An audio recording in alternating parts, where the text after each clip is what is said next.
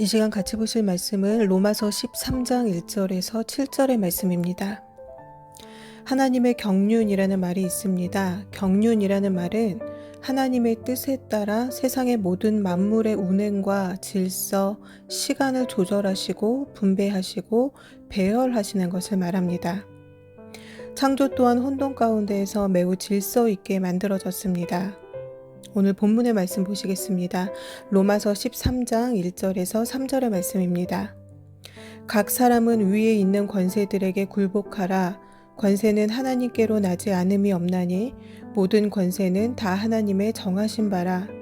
그러므로 권세를 거스리는 자는 하나님의 명을 거스림이니 거스리는 자들은 심판을 자취하리라. 관원들은 선한 일에 대하여 두려움이 되지 않고 악한 일에 대하여 되나니 내가 권세를 두려워하지 아니하려느냐. 선을 행하라. 그리하면 그에게 칭찬을 받으리라. 아멘. 이 땅의 모든 것은 하나님의 뜻 가운데 질서 있게 운행되어지고 있습니다. 사단도 하나님께서 허락하신 경계 내에서만 활동할 수가 있습니다. 이 땅의 모든 것은 하나님으로부터 나지 않은 것이 없습니다. 오늘 본문은 권세들에게 굴복하라 라고 말씀하고 있습니다. 왜냐하면 권세들도 모두 하나님께서 정하신 것이기 때문이라는 것입니다. 개개인에게 부여된 권세는 하나님의 경륜에 포함되어 있습니다. 하나님께서는 만물을 창조하실 때에 혼돈 가운데 질서 있게 창조하셨듯이 이 땅의 모든 권세도 질서를 위한 것입니다. 그러나 어떤 권세가 하나님의 말씀에 위배되는 방식으로 행사되고 또 그 권세를 통해 불의를 조장하고 악을 도모한다면 우리는 그 권세에 대해 어떠한 태도를 가져야 할까요? 오늘 본문 4절에서 5절의 말씀입니다.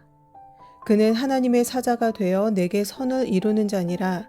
그러나 내가 악을 행하거든 두려워하라. 그가 공연히 칼을 가지지 아니하였으니 곧 하나님의 사자가 되어 악을 행하는 자에게 진노하심을 위하여 보응하는 자니라. 그러므로 굴복하지 아니할 수 없으니 노를 인하여만 할 것이 아니요 또한 양심을 인하여 할 것이라. 아멘. 모든 권세는 하나님으로부터 왔으므로 권세자는 악을 미워하고 선을 행하는 자여야 합니다. 그러므로 사람이 선을 행하였다면 권세를 두려워할 필요가 없습니다. 그러나 권세는 하나님의 법이라는 그 범위 안에 있을 때에 그 권세의 신적인 기원을 가질 수가 있습니다. 하나님의 권세는 사람이 임의대로 사용해서는 안 됩니다.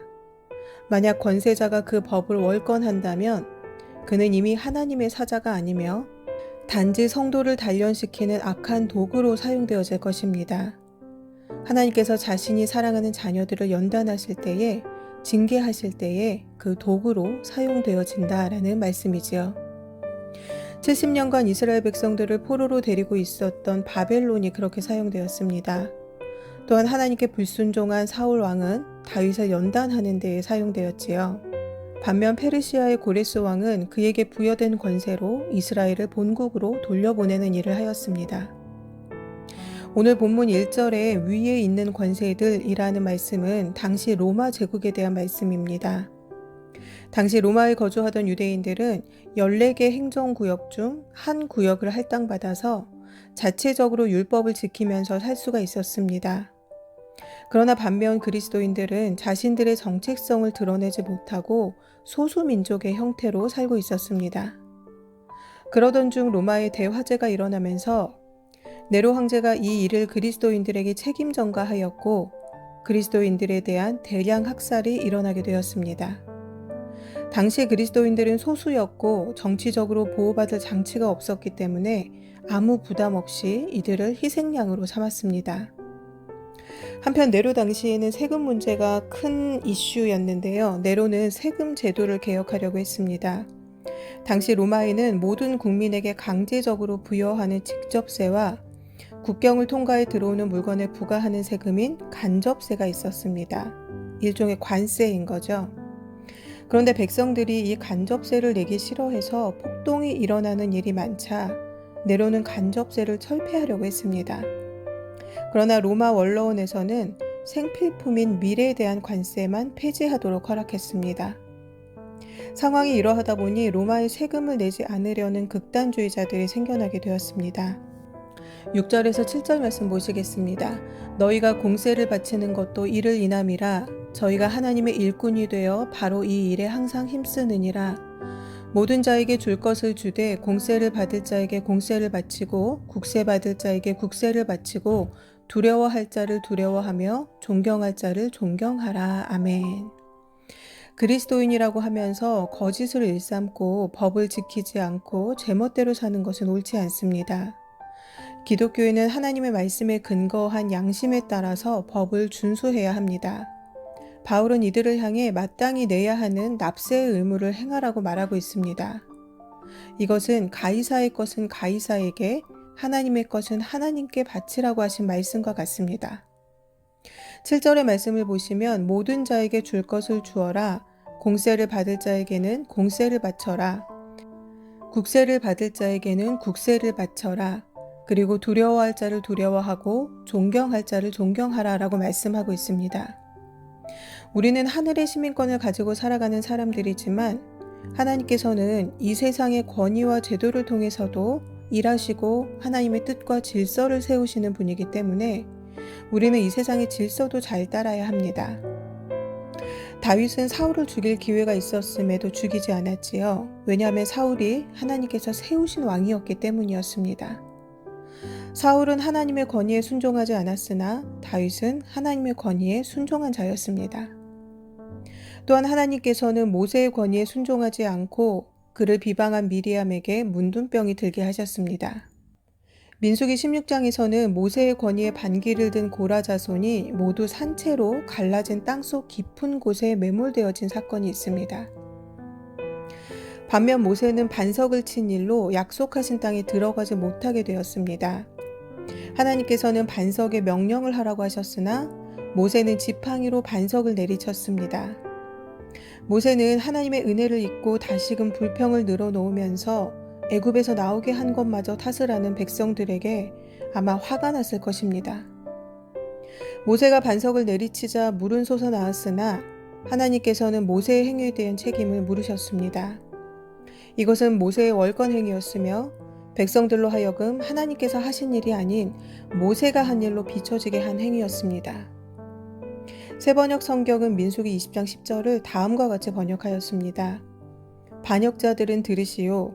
우리가 이 바위에서 당신들이 마실 물을 나오게 하리오.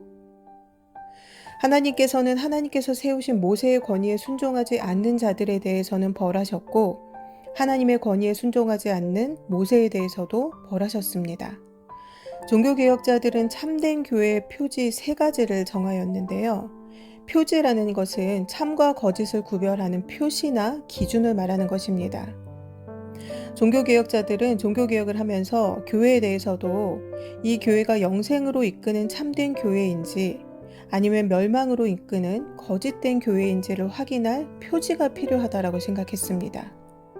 종교개혁자들의 교회의 참된 표지 3가지는 첫 번째, 성경에 근거한 하나님의 말씀의 선포가 있는 교회입니다. 둘째는 성례, 즉 세례와 성찬을 올바르게 시행하는 교회입니다. 마지막 3번째는 권징이 성실하게 시행되어야 하는 교회입니다. 이 교회의 참된 표지의 권징이 필요한 이유는 질서가 없는 교회는 바른 교회가 아니라는 성경적 원리에 따른 것입니다. 그러나 이 권징은 무조건적으로 징계하거나 출교하는 것이 아니라 회개하도록 권면하고 기도하는 것이 우선되어야 합니다. 그러나 끝까지 회개하지 않는 자에 대해서 마태복음 18장은 이방인과 세리와 같이 여겨야 한다라고 말씀하고 있습니다. 또한 계시록 2장에는 악한 자들을 용납지 않은 에베소 교회에 대한 칭찬의 말씀이 기록되어 있습니다. 오늘 같이 보시는 로마서 13장 1절에서 7절의 말씀은 로마 제국의 납세 의무를 하지 않으려는 자들의 이야기를 배경으로 권세자들에게 순복할 것을 말씀하십니다. 그리고 만물을 창조하시고 질서를 세우시고 그 권세자들을 세우신 하나님의 권위에 순복할 것을 말씀하고 있습니다. 빌라도는 예수님이 죄가 없다는 것을 알았지만 유대인의 요구대로 판결을 내렸습니다. 억울하고 잘못된 판결이었지요. 그러나 예수님께서는 순복하셨습니다.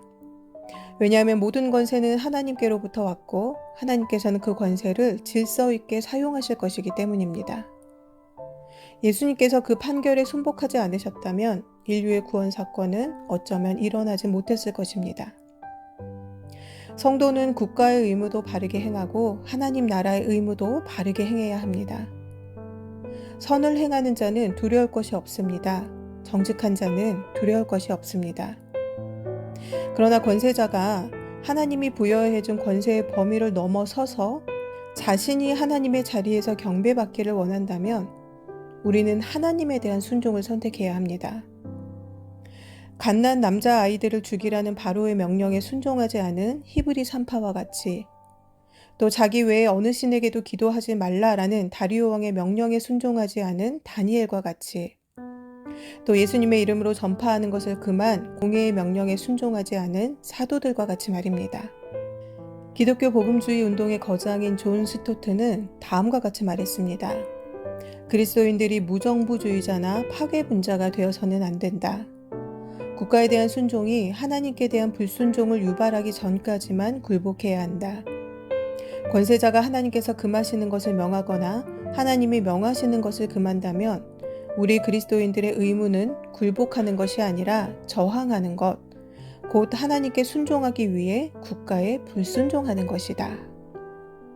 오늘 말씀의 제목은 모든 권세는 다 하나님의 정하신 바라입니다. 네로 황제를 통해 로마는 그리스도인들에게 끔찍한 고통을 안겨주었지만 로마가 전 세계를 연결한 도로망을 만들고 또 국제어인 헬라어를 사용 가능하게 함으로써 복음 전하는 일이 훨씬 쉽고 빨라지게 되었습니다.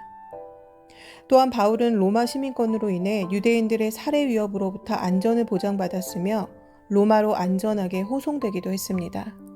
애굽에서 탈출하도록 인도하신 하나님을 원망하는 그 이스라엘에 대한 모든 권리는 하나님께 있습니다. 모세는 그저 반석에게 명령할 의무만 있었을 뿐입니다.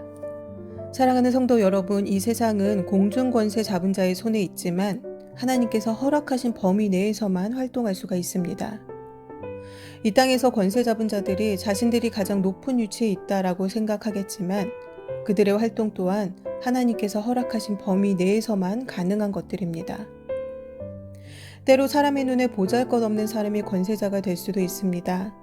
그러나 하나님께서 세우시는 사람은 자기를 부인하고 자기 십자가를 지고 예수님을 따르는 사람입니다. 모세가 80세의 늦은 나이에 하나님의 부르심을 받게 된 것도 자기 힘이 다 빠져서 온전히 하나님께 의지할 수 있을 때를 기다리신 것입니다.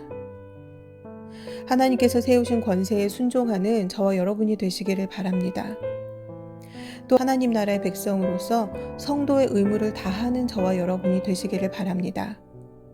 그리고 마지막으로 사람에게가 아닌 하나님께 순종하는 모두가 되시기를 바랍니다. 디모데전서 2장 1절에서 2절에는 그러므로 내가 첫째로 권하노니 모든 사람을 위하여 간구와 기도와 도구와 감사를 하되 임금들과 높은 지위에 있는 모든 사람들을 위하여 하라. 이는 우리가 모든 경건과 단정함 중에 고요하고 평안한 생활을 하려 함이니라. 이것이 우리 구주 하나님 앞에 선하고 받으실 만한 것이니 라고 말씀합니다. 이 시간 하나님께서 세우신 권세자들을 위해 또 그들이 하나님의 정의와 공의와 질서를 통해 일할 수 있도록 다 함께 기도하시겠습니다.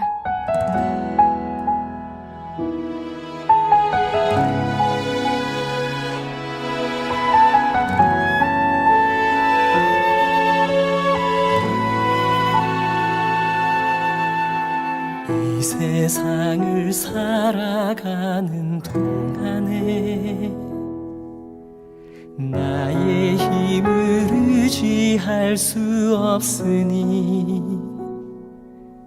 기도하고 낙심하지 말 것은 주께서 참 소망이 되심이라.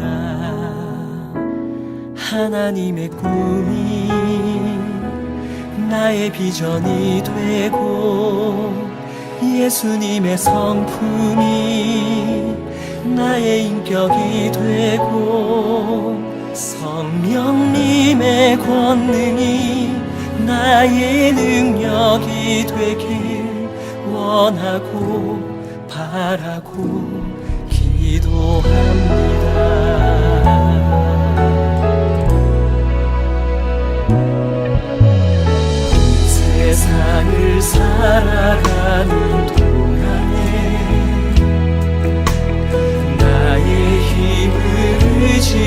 할 수 없으니 기도하고 낙심하지 말 것을 주께서 참 소망이 되시니라. 주의 길을 걸어가는 동안에 세상에 거두지할 수 없으니 감사하고 낙심하지 말 것을 주께서